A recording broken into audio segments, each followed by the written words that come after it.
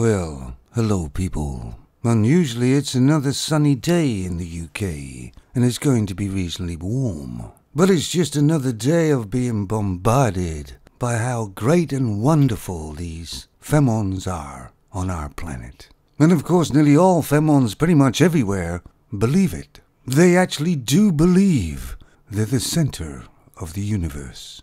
Not only does our world and universe evolve around them, apparently, all the galaxies pretty much everywhere do.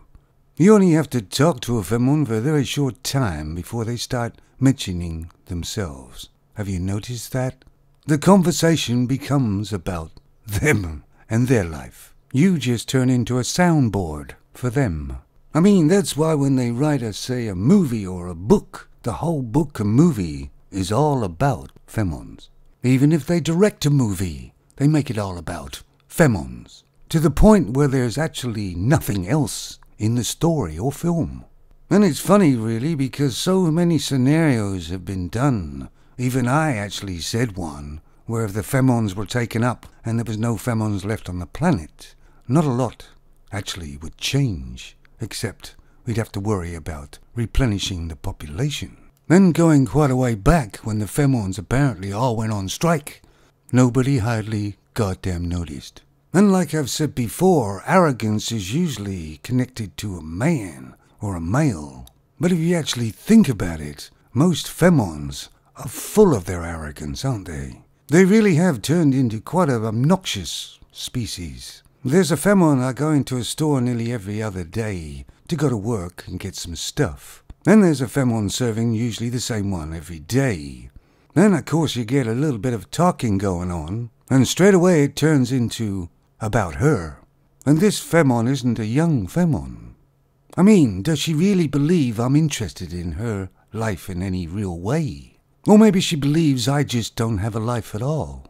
But this scenario repeats itself every day everywhere, doesn't it? They really do believe they are the most important thing in the world. Well, in their world. I mean, I'm a polite sort of guy, you know. I like to have a chat now and then. But to be honest, if there's a femon there, I try not to converse with her at all. Because it always ends up the same way. About her.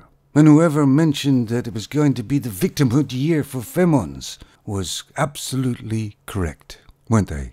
Just look at social media and everywhere. They're all victims. They've gotten themselves into really terrible positions themselves, but blame men, generally. Do you know, I can't think of one endearing quality of a modern femon today.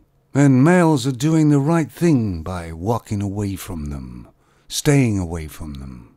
For those who still like to white knight and makes them feel good, how many times do you have to be told?